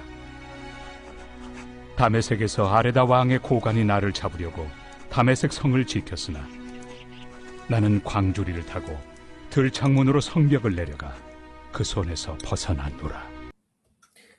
네, 제가 오늘 이렇게 여러분과 함께 10장, 13장을 읽어가면서 설명하는 것은 이런 부분들이 사실 설명이 없으면 조금 이해하기 어려운 부분이 워낙 많기 때문에 제가 여러분 돕기 위해서 이렇게 하고 있는 거고요. 즉 이 부분은 무엇이냐면 거짓 사도들의 자랑하는 것처럼 나의 장점과 성공 사례 대신에 자신이 겪었던 실패와 수치를 계속해서 고백하고 있는 것인데 그 중에 하나가 아라비아 지역에서 사역했을 때의 일이에요. 근데 사실 아라비아 지역에서 사역했을 때 바울의 이 사역은 자랑할 만한 것이기도 했습니다. 3년 동안 사역을 했는데 아라비아의 이 나바티아 왕국의 왕이 바울을 죽이려고 했다는 것은 오히려 그가 그만큼 그 사역을 열매를 많이 맺었다는 것을 나타낸 것이기 때문에 근데 바울은 뭐 내가 여기서 이렇게 사역시로 열매가 있었어 얘기하는 것이 아니라 자기가 그곳에서 도망친 이야기만 합니다. 제가 이 부분을 좀 설명하려고 하는 것은 여러분 우리는 가끔은 이제 순교하는 것을 미덕으로 여기는 경우가 있는데 그러나 여러분 성경 잘 보면 생각보다 도망치는 일이 많습니다. 예수님도 순교 당할 만한 위기에서 많이 도망치셨어요. 사람들이 돌 집어 던져서 하니까 그곳을 피하여서 다른 곳으로 가셨다. 이런 예수님의 사역 모습이 굉장히 많이 있고 바울도 도망치고 피하여 가고 이런 가는 경우가 많이 있습니다. 여러분 순교란 것은 우리가 무조건 죽음 향해서 직진하는 것이 아니라 내 삶 가운데 맡겨진 내가 해야 하는 일을 하고 성실히 삶을 살다가 죽어야만 하는 그때에 하나님께 순종하는 것이라고 생각을 합니다. 순교는 무조건 나 죽을 거야 라는 게 포인트가 아니라는 것이죠. 바울의 자랑은 여러분 이렇게 비교할 수 있습니다. 마치 계속 취업의 문을 두드렸지만 그래도 불구하고 뭐 성공한 것이 아니라 여전히 원서를 내야 하는 취업 준비생의 이야기와 같습니다. 과정은 늘 성실했지만 그런 나에게 뭐 확연한 결과가 없다라는 것에 대해서 바울이 간증하고 있는 거예요. 네. 여기서 저도 제가 질문 하나 던질 거기 때문에 잠깐 공유를 풀고 여러분과 함께 또 잠깐 얼굴을 보고 이야기 나누도록 하겠습니다. 네. 네, 여러분들도 이제 음소거를 좀 풀고 같이 이야기 나누면 좋겠습니다. 제가 음소거를 다 시켜놨습니다. 혹시 얼굴을 보여줄 수 있는 분들은 함께 동참해 주시면 좋을 것 같고요. 네. 안녕하세요. 김정환 씨님. 네. 성공 혹은, 하나님의 도우심이 없는 간증을 지금, 하나님의 도우심은 내가 이렇게 했다라는 것조차도 없는 간증을 지금 바울이 이야기하고 있는 거예요. 여러분, 바울이 하고 있는 간증을 오늘날 지금 교회에서 하면은 사람들이 그래서 저희 이야기 알면 뭐야? 라고 할 만한 이야기지 않습니까? 뭐 성공한 얘기도 없고 그래서 내가 그 안에 뭐 하나님이 나에게 도우셨다는 얘기도 없고 오직 실패한 이야기만 바울이 쭉 하고 있는 겁니다. 이것을 간증이라고 우리가 이렇게 생각하고 듣는다면 우리가 생각하는 간증과는 굉장히 갭이 있음을 아마 알게 되실 것입니다. 여러분 뭐 간증이 어떤 부분에선 필요하다고 생각하고 저도 가끔은 우리 성도님들을 한 사람 한 사람이 때로는 이렇게 뭐 예배 시간에 내가 경험하고 있는 어떤 모습들, 내 삶의 고백들에 대해서 나누는 것도 좋겠다는 생각을 가끔 할 때가 있지만 때로는 제가 경계하는 것은 지나치게 세상적인 관점에서의 성공만을 말하는 그런 간증이 막 펼쳐질까 봐 그런 것을 좀 염려하는 경우가 있죠. 제가 여러분 질문하고 싶은 것은 나는 오늘 지금 나에게 나의 간증은 무엇일까? 여러분 스스로의 간증은 무엇이 될 수 있을까? 어쩌면 나는 내 간증이 무언가 하나님의 도우심이 강력하게 느껴졌던 최근의 어떤 일, 그리고 그로 말미암아 남들이 다 인정할 만한 어떤 결과, 내가 이렇게 했더니 합격했어요. 이렇게 했더니 대박이 났어요. 이런 거라고 혹시 생각하고 있었다면 그것을 좀 내려놓고 과연 내 간증이 무엇이 될 수 있을까를 좀 여러분에게 한번 질문을 던져드리기 위해서 이 부분에서 한번 나눠보고 있습니다. 혹시 여러분 가운데 좀 좋은, 짧게 얘기해 줄 수 있는 뭐 좋은 간증의 예 같은 게 혹시 내가 아니라도 들었던 간증 중에 있을까요?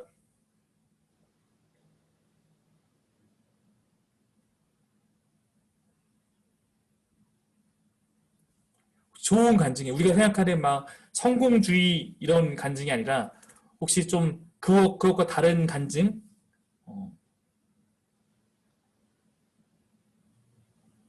네, 다 조용하고 계십니다. 네, 감사합니다. 네, 혹시 그러면 그냥 여러분의 간증이 무엇일까를 한번 생각해 보는 것으로 좀 여러분에게 이 질문에 대한 대답을 대신 하게 해드리고 싶습니다.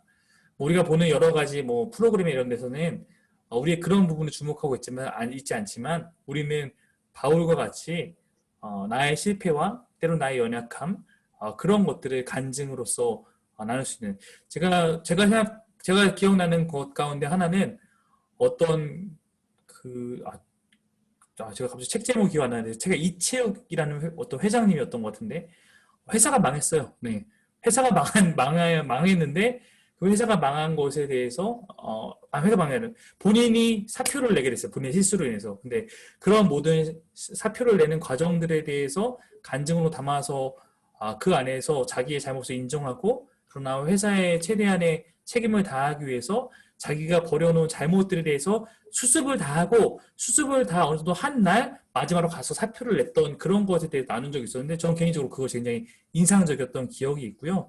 여러분이 내 삶에 그런 것들을 좀 주목할 수 있는 다른 관점들을 갖기를 바라는 마음이 좀 있습니다. 우리 그 다음 부분 12장 부분인데요. 바울의 계속해서 이야기를 한번 들어보도록 하겠습니다. 같이 화면을 공유하면서 나아가도록 하겠습니다.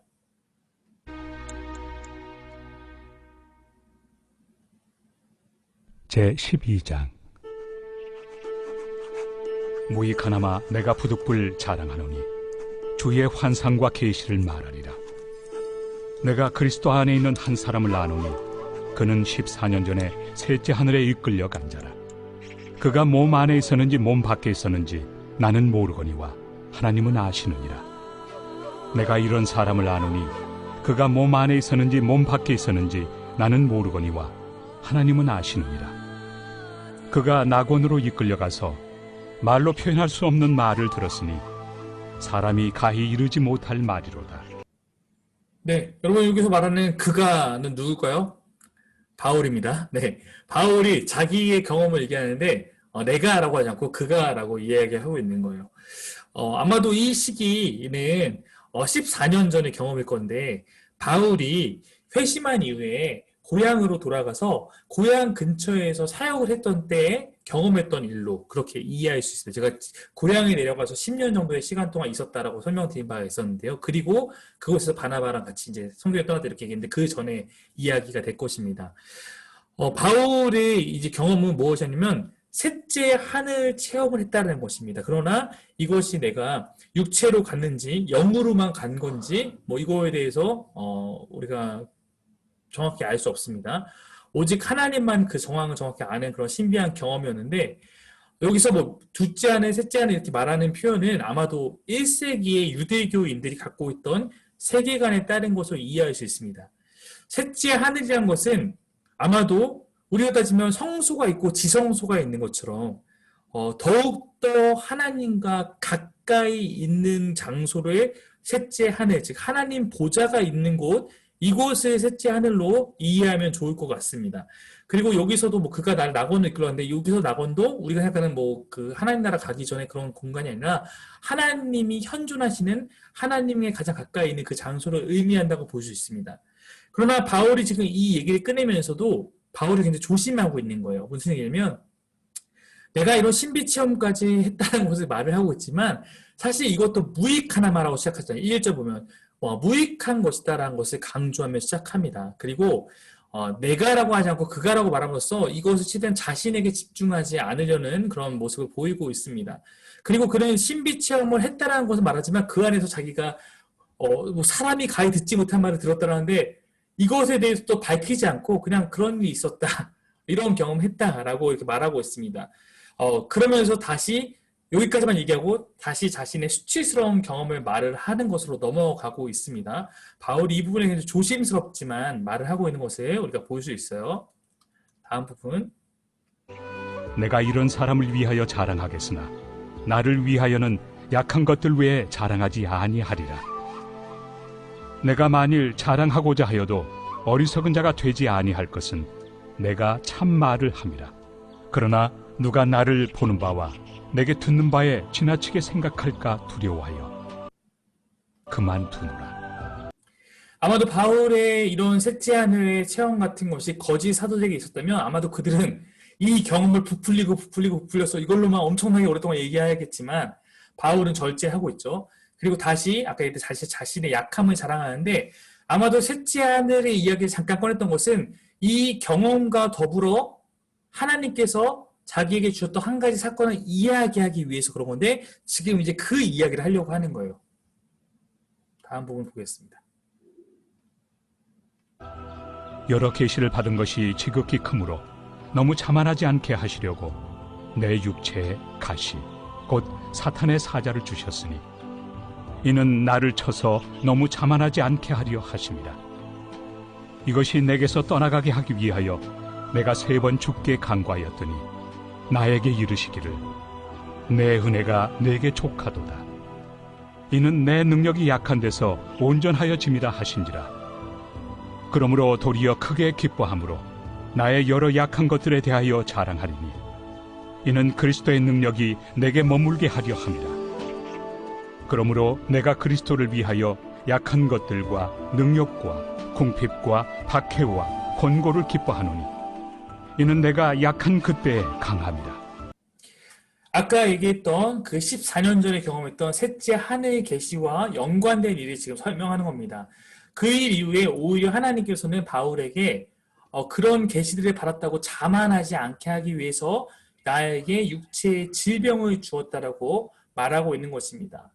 아마도 여러분 질병에 대해서 바로 이것이 바로 질병이 오자마자 이건 나에게 자만하지 말라 이렇게 하는 게 아니라 우리는 항상 그 일을 지나가는 과정 가운데 아마도 깨달아 가는 것이죠. 왜냐하면 바울에게도 시간들이 있었어요. 내가 3번씩 간구했다 이런 거 보면 바울이 질병을 갖고 상당히 고민하고 괴로워하고 하나님께 간구했다는 것을 볼 수 있습니다. 아마 되짚고 곱씹어보면서 이 질병을 주신 이유가 있구나. 고난은 어쩌면 우리가 늘 그런 것이죠. 이후에 선교 여행을 시작했기 때문에 아마도 미뤄본다면 선교 여행 당시에 바울은 항상 이 육체의 질병을 가진 채 선교 여행 사역을 감당했던 것으로 그렇게 이해할 수 있습니다. 갈라디아서 4장 13절부터 15절에 연관해 보면 바울이 눈에 어떤 질병이 있었던 걸로 볼 수 있는데 그것과 관련된 것일 수도 있고 학자들 중에서는 이거 간질이다 아니면 여러 가지 다른 정신적인 거 여러 가지로 해석할 수 있습니다. 그러나 정확하게 알 수는 없어요. 그러나 확실한 것은 이 질병이 굉장히 바울의 삶을 괴롭게 했다는 것입니다. 그래서 이 고통이 너무 크기 때문에 바울이 3번이나 하나님께 간구했는데 3번의 간구는 뭐였겠습니까? 하나님, 이 질병 좀 낫게 해주세요. 내가 지금 하나님 사역자로 살아가는데 이 질병 때문에 내가 너무 힘듭니다. 이렇게 간구했습니다. 그러나 하나님께서 치유해 주시지 않습니다. 바울은 이 사건을 이제 쭉 경험하고 이해하면서 약하고 실패한 것 같은 일이 그리스도 안에서 오히려 강함이며 자랑할 것임을 그는 깨닫게 된 것입니다. 질문을 잠깐 하나 짧게 드리겠습니다. 여러분, 하나님께서는 바울의 병고침에 대한 기도를 거절하십니다. 그러면 그 기도는 실패한 기도일까요? 바울에게 우리가 하나님께 무언가를 막 간절히 구했습니다. 근데 하나님께서 내가 기도한 대로 들어주지 않았어요. 그럼 그 기도를 실패라고 말할 수 있을까라는 질문인 거죠. 지금 감사하게도 우리 중보기도팀이 계속해서 이번 주에 계속해서 돌아가면서 기도하고 계십니다.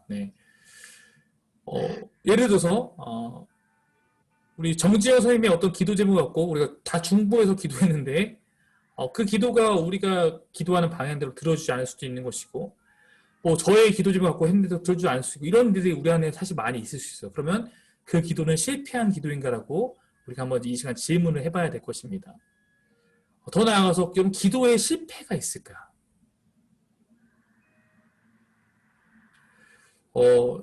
지금 이것에 보면 이 부분에서 보면 기도에는 좀 실패가 있을 수 없는 것 같이 느껴지기도 합니다. 제가 봤을 때는. 왜냐면 우리는 기도를 통해서 함께 하나님과 교제하고 물으면서 그 안에서 하나님을 배워가고 알아갈 수 있죠. 바울이 그러했던 것처럼. 그러므로 그 기도 자체가 바울의 그 기도를 시작했을 때 바울의 원함대로 응답되지 않았지만 그 기도하는 과정을 통해서 하나님의 마음을 알고 깨닫고 배웠기 때문에 그렇다면 이 기도는 실패한 기도가 아니다라고 바울이 이야기하는 것처럼 볼 수 있습니다. 그런 의미에서 보자면 우리가 기도하는 것은 기도하는 것 그 자체로 하나님 앞에서 선한 것이 될 수 있고 기도에는 어쩌면 실패한 것은 없을 수 있다. 만약 이것을 나의 관점, 내가 원하는 것을 들어줬느냐 안 들어줬느냐 관점 보면 그 안에 실패가 있을 수 있는 것이지만 그러나 하나님께서 어떤 나에게 내가 기도하도록 만든 어떤 사건을 하나님께서 나에게 주신 것이고 이것에 대한 이 관점과 하나님의 일하신 가운데 보자면 기도에는 실패가 없을지도 모른다. 그러므로 기도에 우리의 가장 큰 실패는 기도하지 않는 것이지, 기도를 하고 하나님께 의지하고 그것을 풀어나가는 순간 그 모든 과정은 우리가 신자로서의 삶 가운데는 성공이다. 이렇게 우리가 이해할 수 있을 것입니다. 자, 그 다음 12장의 11절부터 13절 보겠습니다. 내가 어리석은 자가 되었으나 너희가 억지로 시킨 것이니 나는 너희에게 칭찬을 받아야 마땅하도다. 내가 아무것도 아니나 지극히 크다는 사도들보다 조금 더 부족하지 아니하리라. 사도의 표가 된 것은 내가 너희 가운데서 모든 참음과 표적과 기사와 능력을 행한 것이다. 내 자신이 너희에게 폐해를 끼치지 아니한 일밖에 다른 교회보다 부족하게 한 것이 무엇이 있느냐? 너희는 나의 이 공평하지 못한 것을 용서하라.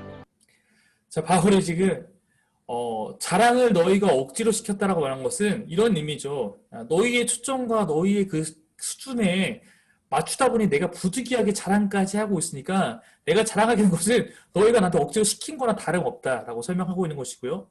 거짓 사도들과 비교할 수 있는 것으로 나눔으로써 바른 분별을 도와야 했기 때문입니다. 그러니까 우리가 가끔 이렇게 그럴 수 있죠. 예를 들어서 건아가 아빠 뭐 이거 잘해? 라고 하는데 제가 봤을 때 너무 하찮은 거라서 굳이 내가 그것을 막 잘하는 것을 나서서 보여주고 싶지 않은데 막 아빠 이거 못하지? 내 친구도 잘하는데 내가 아는 형도 잘하는데 내가 더 잘해요 뻔히. 근데 내가 거기에 끼고 싶지 않아. 근데 아무리 내가 안 끼고 하려고 해도 건아가 못 알아들어. 그러면 아빠가 한번 보여줄게 라고 하면서 그것을 이렇게 보여줘야 되는 상황인 것처럼 지금 바울이 그런 상황으로서 이 자랑 논쟁에 끼고 있다고 말을 하는 것이죠. 바울이 참된 사도인 것은 표적과 기사와 능력을 행한 것인데 그 일들을 모든 참음으로 했다. 하나님의 능력으로 그가 사역함에 있어서 인내함으로 이 모든 일을 감당했다는 것을 또 바울은 밝히고 있습니다. 바울이 폐를 끼치지 않은 것, 즉 무보수 사역을 말하는 것이죠.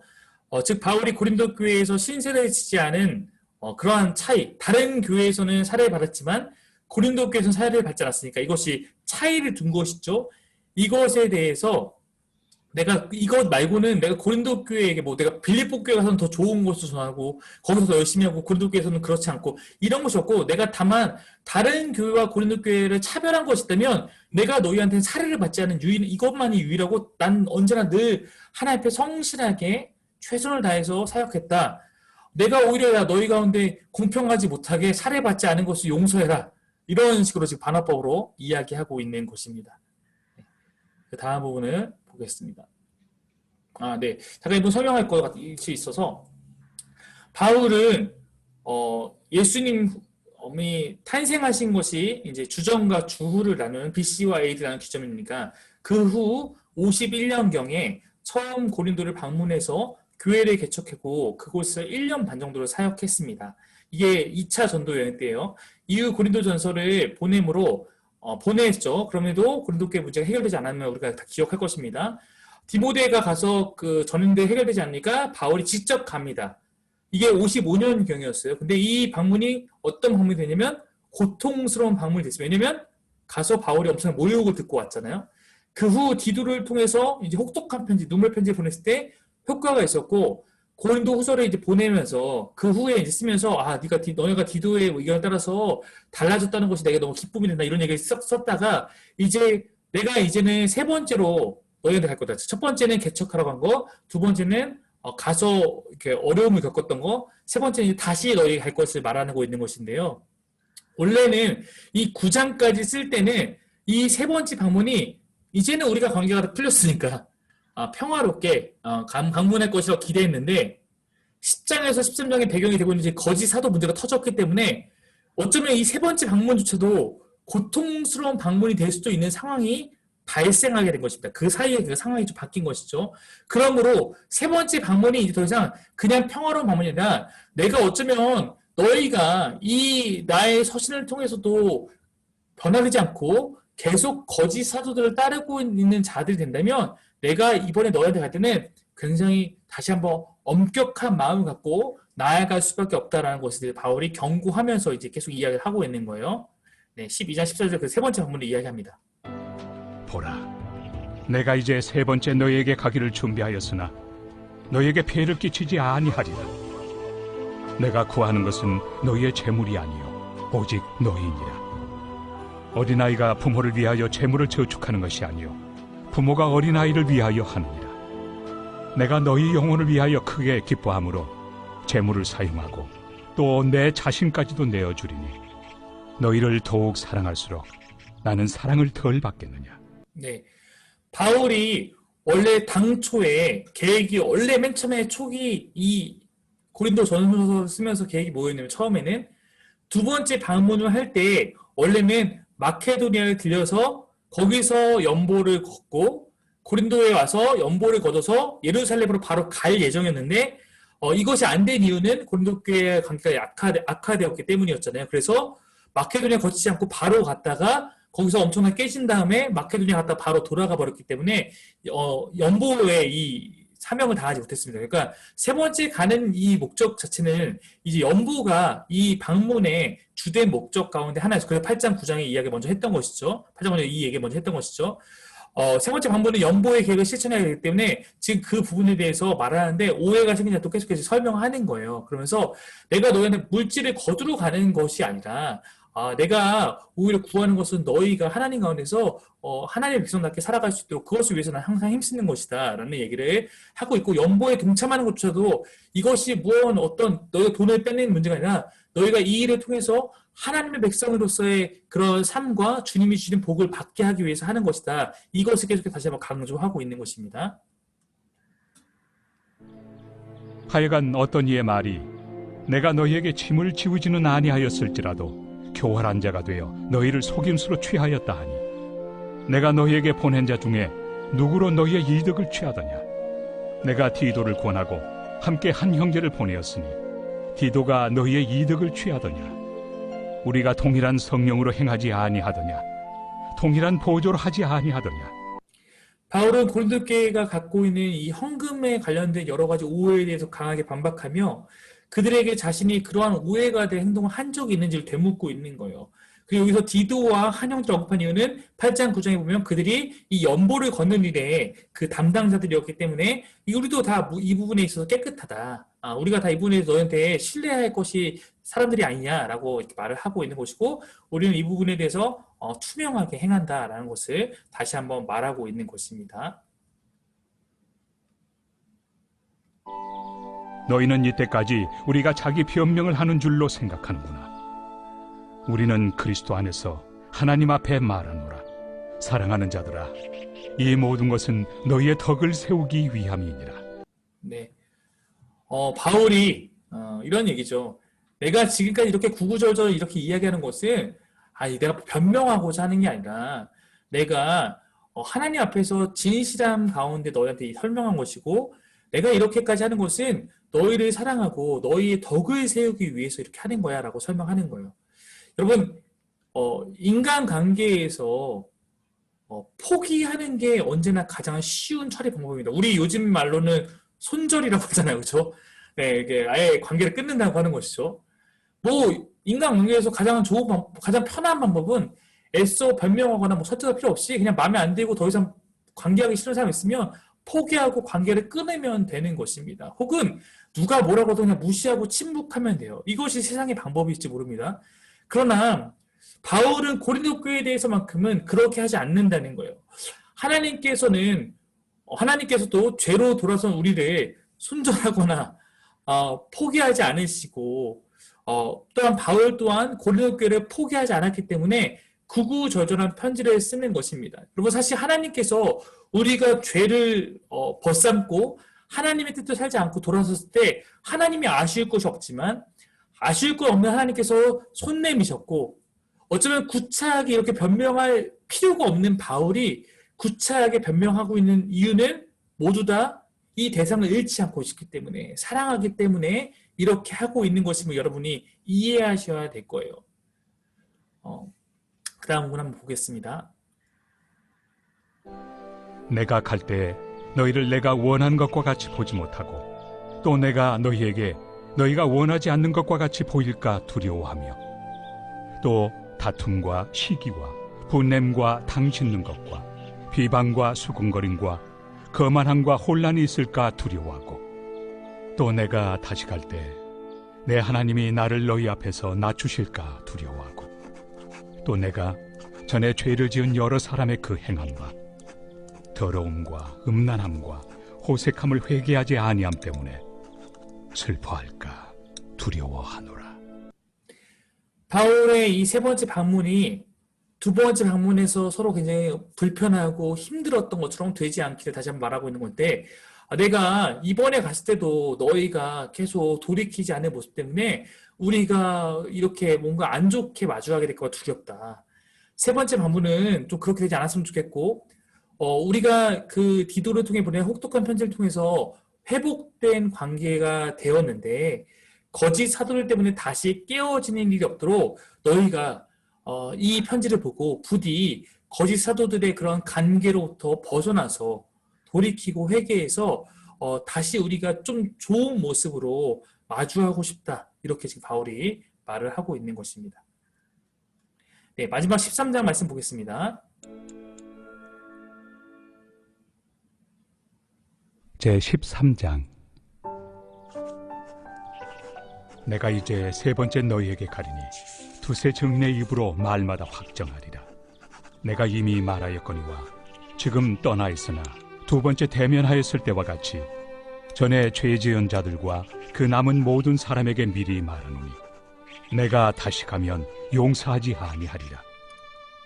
이는 그리스도께서 내 안에서 말씀하시는 증거를 너희가 구함이니 그는 너희에게 대하여 약하지 않고 도리어 너희 안에서 강하시니라.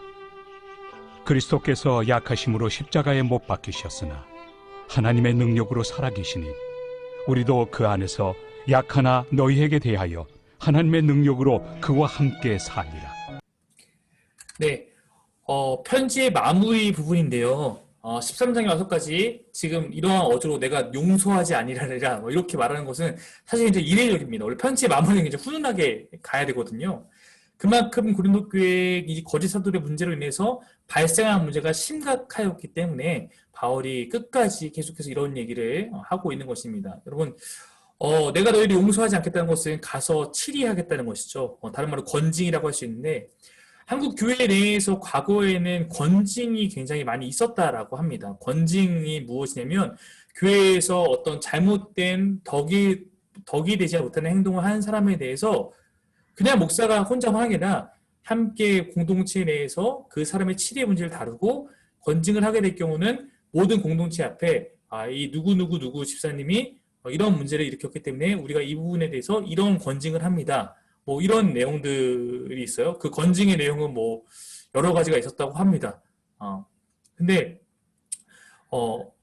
이제는 건징이 거의 존재하지 않습니다. 옛날에 건징건 하나 뭐였냐면 뭐 한 달간 교회 출입 금지 뭐 이런 것이 있었다고 해요. 네, 네. 근데 이 바울은 여기서 강력 건징을 예고합니다. 네, 그 제가 찾아본 자료에 의하면 옛날에 한국 교회에는 성도들이 건징을 두려워했어요. 혹시 목사님이나 교회 공동체가 나를 교회 못 오게 하면 어떡하지? 난 교회 너무 가고 싶은데. 그래서 건징에 대해서 순수하게 잘 받아들이고, 그래서 여러분 어떤 곳까지 건징이 있던 기록이 있냐면 예를 들어 권사님이 자기 딸을 믿지 않는 가정에 시집을 보낸 거예요. 그 문제에 대해서까지 한국 교회가 옛날에 건징을 하기도 했습니다. 믿지 않는 가정과 혼인을 맺은 것은 권사님이 교회에 덕이 되지 않는 행동을 한 것이기 때문에 그 문제에 대해서 건징합니다라고 하고, 더 놀라운 것은 권사님도 내가 그 부분에 대해서 덕을 세워주지 못했습니다 받아들이고 그 교회 건징을 충실하게 잘 수행하고 다시 그 이후에 최선을 다해서 교회 공동체 섬기고, 이렇게 하면 교회 공동체가 세워가는데, 지금은 교회 오지 마세요 그러면 교회가 여기뿐이 없나요? 이렇게 하기 때문에 한국 교회 건징이 사라져 버린 거죠. 네, 아쉬울 게 없는 거죠 이제는. 네. 바울 사도 시대에는 네, 강력한 건징이 있었겠죠. 교회랑 공동체가 워낙 뭐 여기저기 있는 게 지금처럼 있는 게 아니니까. 지금은 이 교회 안 가면 저 교회 가면 되고 이렇게 다 있었지만 그때는 그 지역에 뭐 하나밖에 없고 이랬으니까. 거짓 사도들과 한편이 되어서 교회를 흔드는 자들에 대해서 바울은 내가 반드시 징계하고 있다. 거짓 사도들도 징계할 것이지만 그들과 계속 편을 먹고 교회를 흔드는 사람도 내가 가서 징계할 것이다. 경고하고 있는 것입니다. 예수님은 십자가에서 죽으셨지만 하나님의 능력으로 살아나셨습니다. 십자가 죽은 것 자체는 인간으로 보면 약하게 보이지만 실은 강하게 우리 안에 역사하시는 분입니다. 바울 역시 여러 연약함이 있더라도 그 안에 계신 주님 때문에 강하고 담대하게 불순종한 이들과 맞설 것입니다. 그리스도인의 참된 권위는 그가 믿고 의지하고 있는 그리스도에게 의존하는 것에 있습니다. 다음 부분을 보겠습니다. 5절 6절. 너희는 믿음 안에 있는가? 너희 자신을 시험하고 너희 자신을 확증하라. 예수 그리스도께서 너희 안에 계신 줄을 너희가 스스로 알지 못하느냐? 그렇지 않으면 너희는 버림받은 자니라. 우리가 버림받은 자 되지 아니한 것을 너희가 알기를 내가 바라고. 바울은 고린도 교인들로 하여금 마지막에 가장 기본적이면서 가장 아픈 내용을 묻습니다. 너희가 정말 믿음 안에 있는가? 너희 안에 정말 예수 그리스도를 품고 있는가? 너희가 그렇지 못하다면 너희는 사실 버림받은 자와 같다. 동시에 바울과 동행자들 우리는 예수 그리스도를 마음에 품고 있는 자들이다. 그러니까 너희가 우리를 버리고 거짓 사도를 쫓지 말고 우리와 함께 이 그리스도를 품은 이 믿음 안에 자라가서 버림받은 자가 되지 않기 원한다라는 얘기를 아마도 이렇게 돌려서 하고 있는 것으로 이해할 수 있습니다. 7절부터 보겠습니다. 우리가 하나님께서 너희로 악을 조금도 행하지 않게 하시기를 구하노니 이는 우리가 옳은 자임을 나타내고자 함이 아니라 오직 우리는 버림받은 자 같을지라도 너희는 선을 행하게 하고자 함이라. 우리는 진리를 거슬러 아무것도 할 수 없고 오직 진리를 위할 뿐이니 우리가 약할 때 너희가 강한 것을 기뻐하고 또 이것을 위하여 구하니 곧 너희가 온전하게 되는 것이다. 네, 우리가 하나님께서 너희로 악을 조금 행하지 않게 지금 너희가 하나님 안에서 악한 자가 되지 않기를 원하고 혹시 우리는 버림받은 자 같이 될지라도 지금 이거는 뭐 고린도 교회에 버림받은 걸 수도 있죠. 그러나 어떻게든지 너희가 선을 행하는 자가 되길 원한다. 이런 내용을 지금 말하고 있는 것이죠. 독자들 향한 바울의 중보기도 내용입니다. 독자들 향한 바울의 마음이 담겨 있는데 고린도서에는 당근과 채찍이 정말 난무합니다. 예. 당근 한 번 줘서 위로했다가 채찍 한 번 들었다가 다시 당근 줬다가 또 채찍 한 번 줬다가 지금은 이제 당근 부분인 거예요. 그렇죠? 앞에는 막 내가 너희 가서 그냥 혼낼 거야라고 했다가 야 이렇게 되길 원한다 또 얘기하고 있는 것이죠. 기도는 자신이 신앙 안에서 검증된 자임을 나타내기 위해서 하는 것이 아니죠. 그보다는 현재 고린도 교회의 교인들이 바울을 오해하고 있더라도 그들이 선을 행하기를 구하며 기도하고 있습니다. 바울은 그들이 온전해지기를 기대하며 기도하고 있습니다. 나는 약해지더라도 성도들이 주님 앞에 온전하게 될 수 있기를 구하는 바울의 기도의 내용인 것입니다. 그 다음 보겠습니다. 그러므로 내가 떠나 있을 때 이렇게 쓰는 것은 대면할 때 주께서 너희를 넘어뜨리려 하지 않고 세우리 하여 내게 주신 그 권한을 따라 엄하지 않게 하려 함이라. 네, 바울이 또 말합니다. 내가 이 문제에 대해서 이렇게 쓴 것은 내가 방문해야 되면 징계를 해야 하기 때문에 아직 내가 방문하지 않았으니까 지금 시간이 있을 때 너희 빨리 회개하도록 하기 위한 거야. 네.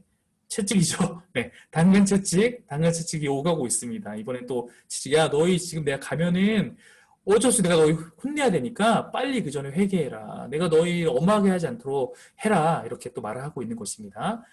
네. 마지막 부분에 우리가 한번 보겠습니다. 마지막으로 말하노니 형제들아 기뻐하라. 온전하게 되며 위로를 받으며 마음을 같이하며 평안할지어다. 또 사랑과 평강의 하나님이 너희와 함께 계시리라. 거룩하게 입맞춤으로 서로 문안하라. 모든 성도가 너희에게 문안하느니라.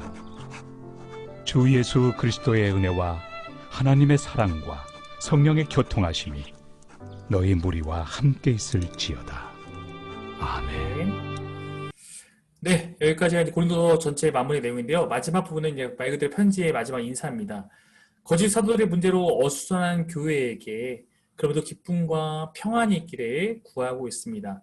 그리고 끝에 마무리는 삼위 하나님을 통한 축복으로 끝맺고 있습니다. 구약에는 제사장의 축복이 있다면 신약에서는 삼위 하나님, 예수 그리스도와 하나님의 사랑과 성령의 교통하심, 이 삼위 하나님의 이름을 갖고 축복을 빌고 있습니다. 그리고 아시겠지만 이 부분이 오늘날 교회에서 하는 축도의 기원입니다. 그래서 저도 마지막 끝날 때 축도하지만 이런 형식을 갖고 비슷하게 하는 것이 오늘날 교회의 일반적인 모습이라고 할 수 있습니다. 네, 공유를 풀고 잠깐 저희가 마지막 마무리하겠습니다. 네. 네, 이제 좀 음식을 푸시고 저희 마지막 인사도 해야 되니까, 네, 혹시 화면을 켤 수 있는 분들은 네, 화면을 켜서 같이 마지막 인사 좀 나누고 마무리하면 좋을 것 같습니다. 우리 허 지사님, 남 지사님, 이정화 지사님, 최부은 사모님, 네, 지선영 지사님, 우주희 지사님, 박한수 지사님 지금 함께 들어와 있습니다. 네, 네, 얼굴들이 한 분 한 분 뜨고 있습니다. 네, 반갑네요. 네, 어, 고린도서라는 13장에 이르는 이 편지를 저희가 살펴봤습니다. 주일에도 보기도 했고, 저와 같이 뭐 특강식으로 또 함께 이렇게 말씀을 읽어가면서 오늘 이 부분에 다뤘습니다. 혹시 여러분 가운데 이 고린도 후서를 묵상하고 설교를 통해 듣고 이러면서 혹시 고린도 후서를 통해서 내가 이런 것을 좀 깨달았습니다 하는 것을 나눠줄 수 있는 분이 있다면 우리가 시간이 많지 않기 때문에 혹시 그래도 공동체 위해서 내 은혜, 내가 깨달은 거 나누고 수 있는 분이 있다면 한번 좀 나눠보면 좋을 것 같습니다. 혹시 나눠줄 수 있는 분이 있습니까? 고린도서를 통해서 깨달은 것들 손을 들어주시면 제가 기회를 드리도록 하겠습니다.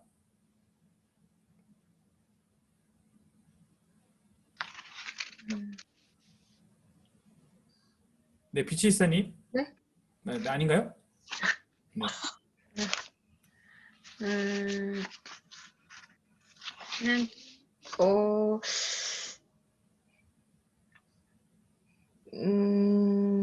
그냥 좀 새롭게 이 편지를 그냥 이렇게 심각하게 생각해 보지 못하고 그냥 항상 내용만 이렇게 봤었는데 이거가 쓰여진 이제 배경이라든지 이런 거 같이 하게 되면서 좀 더 이해할 수 있는 폭이 커졌고 고린도 후서를 보면서 그리스도인으로서 어떻게 살아야 되고 어떻게 또 지혜롭게 처신해야 되고 이제 이런 것도 돌아볼 수 있었고 무조건 뭐 다 잘 듣고 무조건 막 이렇게 하기보다는 또 지혜롭게 판단하거나 그 말씀이나 이렇게 많이 들려지는 여러 가지 말씀들이 많잖아요.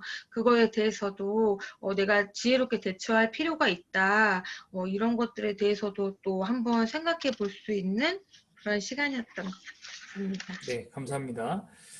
네, 여러분이 자원 안 하시는 것 같아서 제가 몇 분만 또 지명해서, 네, 뭐, 어려우시면 패스해도 상관없습니다만, 네, 저희 묵상을 계속 올려주고 있는 분이 정진영 선생님인데, 혹시 고린도서를 통해서 가장 이렇게 기억에 남거나 이런 부분이 있으면 한번 좀 나눠주시면 좋겠습니다.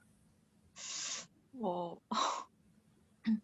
저는 가장 그 와닿았던 그 말씀이 약함을 여기서 바울이 자기의 약함을 자랑한다는 그 부분이 되게 이렇게 뭐 그러니까 실패하고 약하고 했던 부분을 자랑한다는 그 말씀이 되게 많이 인상 깊었는데요.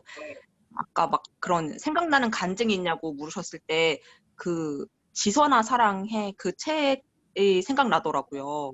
이렇게 막 이렇게 큰 사고를 겪고 되게 많이 힘든 상황인데도 하나님을 알리는 그 일에 그러니까 그 저자가 하고 있잖아요. 그래서 그런 예가 아닐까 이런 생각도 들었고요. 그리고 이제 그런 말씀이 되게 인상 깊었고, 그다음에 아까 나도 말씀드릴까 했었는데 그 목사님 사례 이렇게 그 아까 여쭤보셨잖아요. 그 이중일에 대해서 되게 이중일 이중일 그런 걸 하는 거 어떻게 생각하냐고 하신 그 말씀에 그 저는 그러니까 그런 생각을 해봤었어요. 그 목사님이 그러니까 지금 이 목회도 하고 계시고 스터디 카페도 하고 계시잖아요. 근데 그거를 뭐지? 그러니까 이은영 집사님 말씀처럼 저도 만약에 두 가지 일을 다 같이 하시면 이게 목회 일에 하시는데 좀 지장이 있으시고 이러지 않으실까라는 생각을 했었는데 목사님 하시는 거 보니까 전혀 그렇지 않다 이런 생각을 하면서도 이제 성도님들이 부담 가지실까봐 개척을 하시고 부담 가지실까봐 그 일을 하신 거를 저는 잘 알기 때문에 이제 그러면서도 목사님이 더 목회하시는 일에 나아가시기 위해서는, 그러니까 지금도 너무 두 가지 일을 너무 잘 하고 계시지만 나아가시기 위해서는 우리 교회가 그렇게도 그러니까 목사님 가정을 이렇게 그러니까 그런 교회가 책임질 수 있는 그런 교회가 얼른 돼서 목사님이 이렇게 더 나아가실 수 있는 그런 상황이 됐으면 좋겠다. 그런 생각도 들었고요. 오늘 말씀 들으면서 여러 가지 생각이 들었습니다.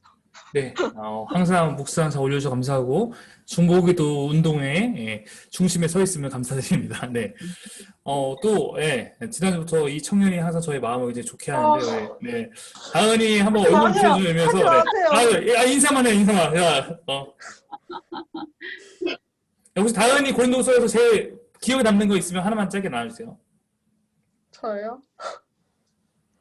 그냥 막 바울은 하루라도 편하게 잠을 잘 수 있었는지 막 궁금했고 막 그냥 바울이 어떤 사람인지 어떤 일을 했는지 알게 되었습니다. 네, 감사합니다. 바울을 좀 더 알 수 있다는 내용이 네, 좋았습니다. 혹시 잘 얘기 안 하셨던 분 중에 혹시 허지사님이나 남지사님이나 뭐 성희영 지사님이나 고린도서에 대해서 혹시 설교나 오늘 시간 통해서 느낀 걸 나눠줄 수 있는 분 있으신가요? 나눌 수 있는 분 이렇게 손을 들어주시면 제가 이렇게 기회 드릴 수 있습니다. 네, 허지사님. 교회에 바울 선생님 같은 지혜로운 사람이 없으면 많이 힘든 게 현 세대의 교회인데 그런 지혜로운 자들이 좀 많이 생겼으면 좋겠고 개인적으로도 저도 그런 사람이 됐으면 좋겠고 바울이란 영화가 있어요. 그걸 볼 때도 내유외강형이라는 느낌을 참 많이 받았는데 오늘 또 한번 보면서 실은 되게 여리고 약하신 분 같은데 저렇게 겉으로는 참 강하게 저렇게 해서 얼마나 인간적으로 힘드셨을까. 또 그 교회 안에서 담대하게 하고 싶은 말 다 한다는 게 실은 쉽지 않은 건데 저 실은 두려워하면 그 말이 정말 두려웠을 텐데 그래도 끝까지 완수를 하시는구나. 저런 사람이 좀 됐으면 좋겠다는 많은 깨달음이 있는 그런 구절이에요. 제가 개인적으로 바울 선생님 하면서 많이 좋아하는 적인데 그런 생각을 했어요. 교회에도 그런 사람들이 많이 있었으면 좋겠고 다시 한번 바울 선생님의 생애를 보는 전기문 같은 그런 느낌을 받았습니다. 네, 감사합니다. 네, 좋은 나눔 감사드리고요. 저는 개인적으로 고린도서가 저도 많이 이번에 좀 특별하게 새롭게 많이 와닿았어요. 와닿았고 특별히 이제 여기서 오늘도 좀 얘기가 됐던 이제 바울이 자비량으로 사역하는 이런 문제들에 대해서 저도 항상 이제 마주하고 있고 이제 생각하면서 네, 동일하게 제가 갖고 있는 그냥 드리고 싶은 한마디 말씀은 제가 이렇게 일하면서 목회하는 거는 그냥 정확하게 우리 사귐의 교회를 사랑하기 때문에 그렇게 하는 거고 우리 형편에 따라서 만약에 그렇게 계속 일을 해야 되는 상황이라면 저는 일하면서 하는 것도 감사하다. 그러나 뭐 우리의 상황에 따라서 그거는 결정해 나갈 문제라고 생각을 하고 있고 바울처럼 그렇게 살고 싶다 그런 마음은 항상 있고요. 또 하나는 저는